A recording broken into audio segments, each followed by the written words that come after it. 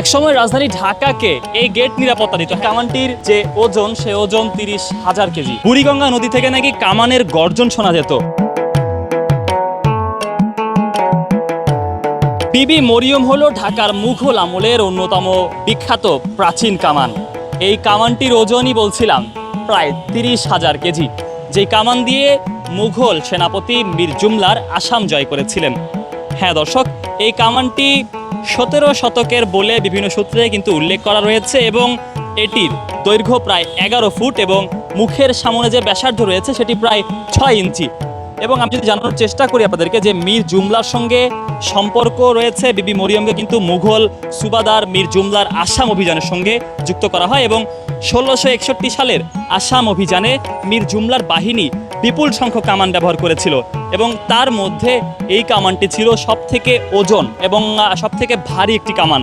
ইতিহাসবিদদের বর্ণনায় কামানটির নির্মাণ ও মীর জুমলার সঙ্গে সুনির্দিষ্ট সম্পর্ক নিয়ে কিন্তু কিছু মতভেদ আছে, তাই সব তথ্যকে একই মাত্রার নিশ্চিত ইতিহাস হিসেবে বলা একদমই ঠিক হবে না।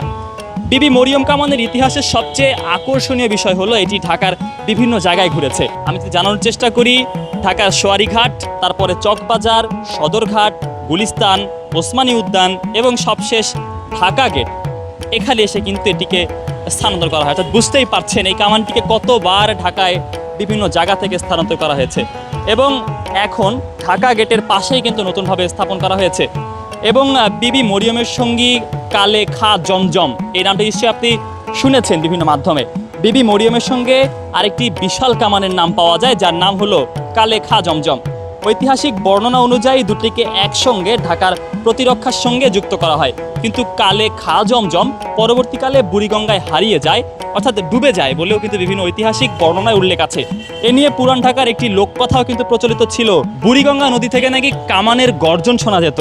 হ্যাঁ দর্শক, মানুষ মজা করে বলতো কালে খা জমজম তার সঙ্গী বিবি মরিয়মকে ডাকছে। নিশ্চয়ই বুঝতে পারছেন কিছুটা চিন্তা করার মতো একটি ব্যাপার। অর্থাৎ এই কামানের সঙ্গী হিসেবে কালে খা জমজম যে কামানটি ছিল, সে কামানটি কিন্তু বুড়িগঙ্গায় কিন্তু আসলে ডুবে যায় এবং সেখান থেকে নাকি আসলে একটি শব্দ আসে, অর্থাৎ কামানের শব্দ বা কামানের ডাক কিন্তু শোনা যায়, যেটি লোকমুখে কিন্তু রয়েছে।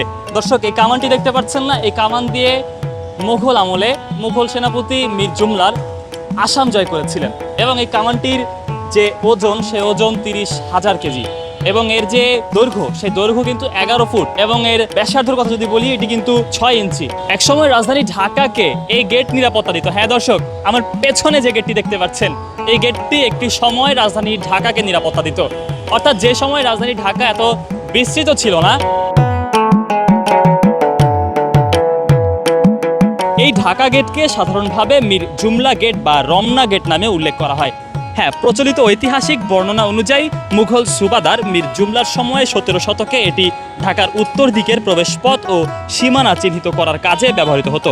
একই সঙ্গে শহরকে উত্তর দিকের আক্রমণ থেকে রক্ষার প্রতিরক্ষা ব্যবস্থার অংশ হিসেবেও এর ভূমিকার কথা কিন্তু উল্লেখ রয়েছে ইতিহাসের পাতায়। এটা যদি বলতে চাই যে এই ঢাকা গেট এত গুরুত্বপূর্ণ কেন, তখনকার ঢাকা আজকের মতো এত বিশাল শহর ছিল না।